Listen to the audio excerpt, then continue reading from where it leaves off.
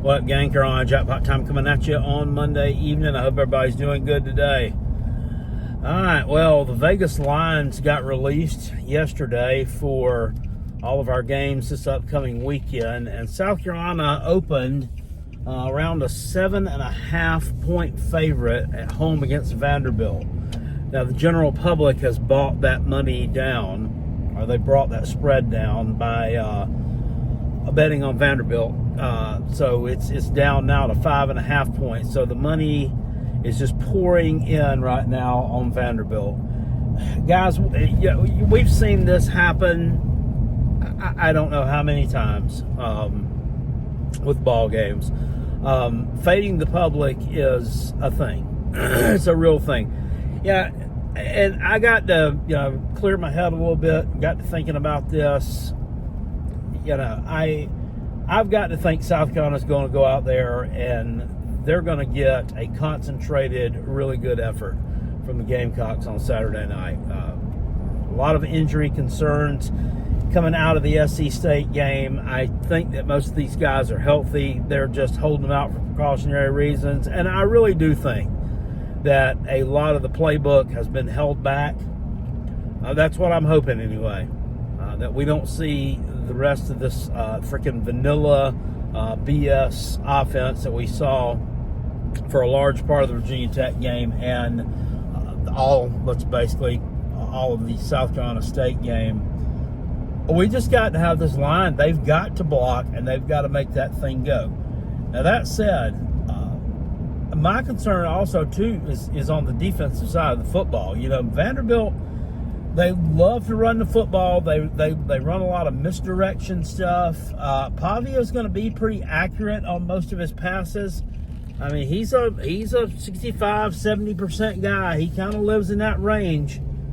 But he's not going to torch you for 300 yards. And South Carolina's not going to have Judge Collier, most likely, but should have Jalen Kilgore back from this game, should have Brandon Cisse back. So that should make life pretty difficult on him throwing the football. And I know things are going to be difficult on them running the football. We were pretty worried this offseason, everybody was, about South Carolina and the ability to stop the run. I think that a lot of those questions have been answered the first two games. I don't want to read too much into it because we haven't played good competition. We thought Virginia Tech was a solid team and that we got a nice victory over them. Turns out Virginia Tech might be dog shit. They may be an unabridged yard turd. So this is going to be the biggest test. But last year, Diego Pavia did not have a good day against South Carolina's defense. And this defense has stepped up so far this year. And I think Dylan Stewart's going to have a field day with this guy. And if it ain't Dylan Stewart coming off one side, having a field day with him, it's going to be Brian Thomas coming off the other side. They may take this dude's head off. And he went on that Bussin' with the Boys podcast back in the summer when he was talking all of his shit, which don't get me wrong. I like Diego Pavia. I like his style. And I didn't really particularly care for people criticizing him for him calling out some of these teams and telling them he's going to run the state of Tennessee. I mean, talk your shit. I mean, it's fine. See if you can back it up. You're going to look like a fool if you don't. But you're going to see if you can back it up. I mean, if you got balls, go on ahead and say it, buddy. I don't mind that. Now, I don't like him for this game, obviously. I want to knock his dick in the dirt.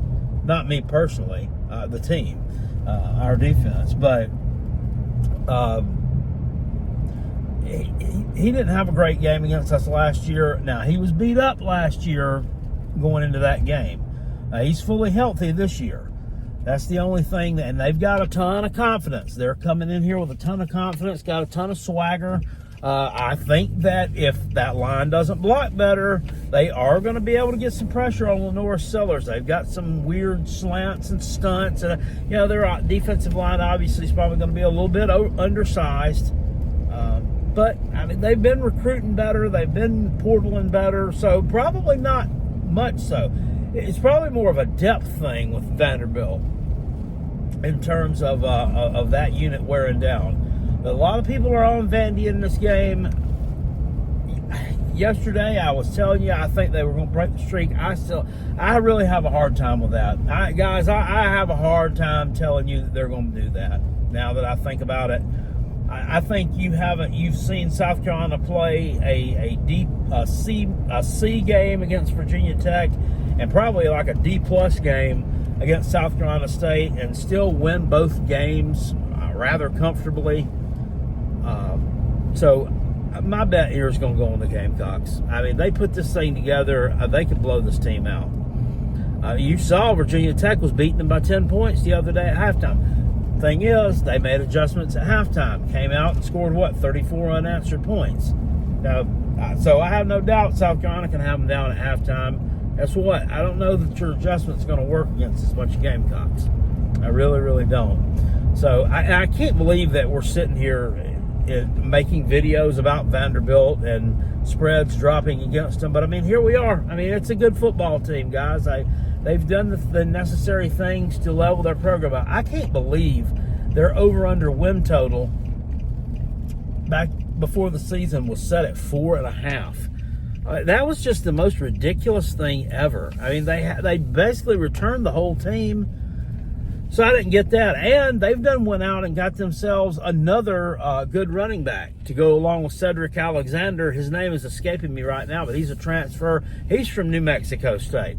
So he stayed at New Mexico State and played another year after Pavia and Jerry Kill and Eli Stowers and those guys left.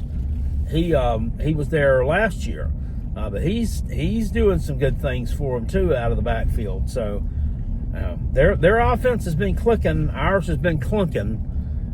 But I have a weird feeling that South Carolina, I don't know, it's a weird feeling. I just have a feeling that you're going to get a concentrated, really good effort from the Gamecocks on Saturday night. And plus, this is going to be, it's a nighttime game. Shane Beamer's record at Williams-Brice at nighttime is really, really good. I don't know what his record against the spread is, but I dare say it's pretty good too. So I think the Gamecocks, it may be a little dicey for a while. I mean, heck, this game could be close going into the fourth quarter. But I see the Gamecocks getting the win in this one. I was watching some other stuff today and some other people talking about this game too. There's a good YouTube channel, Rock Boys Football. I don't know if y'all watch that one. But they talk about a lot of different teams. They break down a lot of stuff. They do a really good job. It's a fairly large YouTube channel for a college football. I think it's maybe about 68,000 subscribers over there. They do talk a lot about the Gamecocks. They talk about the Gamecocks a lot. They're really interested. In fact, they predicted this game earlier today, and it was about 4 hours ago, and that video had about 2,000 views on it. Last time I checked, they broke down Clemson and Georgia Tech right after that, and that one got about 700 views. So it tells you, not a lot of people interested in the Taters and their set of nerds. But they are interested in the Gamecocks and our set of nerds. So, comment down in the comment section below. What do you think? Oh, by the way, I got this today, too. A member of the fan police put this on the video I made yesterday. Apparently, he didn't like me trashing the offensive line. He says, well, since I'm big, I might as well go out there and play and see what I can do. Yeah, well, I guess, I'm 50 years old. So, yeah, that's not happening. I don't have any eligibility left either. And at like 5'8", and 200 and something pounds, no, I'm not going to play offensive line. I'm not going to be a coach either, but that doesn't mean that I can't criticize him. But that's what the fan police and your, sunshine pumpers and all that sit there and say to you, what did you won't see if you can do any better. We've been seeing this stuff for years. If you've ever talked smack on YouTube or ever dared criticize your own team or dared question their performance, the fan police will be all over you. The flashing blue lights, you'll see them in your rear view 24/7. In fact, you might even see them in your sleep even, as I do sometimes. But comment down in the comment section below, guys. What do you think about this game? Are y'all worried about it? I'm worried about it, but I still think the Gamecocks are going to take this thing and move to 3-0 on the season and set up a huge matchup against Mizzou the next weekend, which is going to be a night game. It's going to be even a 7 or 7:30 kick in Como, and will either be on ABC or on ESPN. Somebody said something about that game could be on College Game Day. They could go out there, gather it, given the fact that both of us would be undefeated, hopefully. A College Game Day ain't going to that damn pile of rock piece of shit stadium out there. They're not going out there. Plus, they're remodeling it too, which is a great thing. They should have just knocked the whole thing down and filled it up with sand or something and turned it into one gigantic sandbox for the people of the state of Missouri to play in, and just start playing all their games with where the Kansas City Chiefs go play at. Would probably be a better venture for them, but as it were, they're going to try to remodel this dump. I don't know why. Anyway, I'll see you guys later on though. Peace, and I'm out of here. Go Gamecocks. Woo!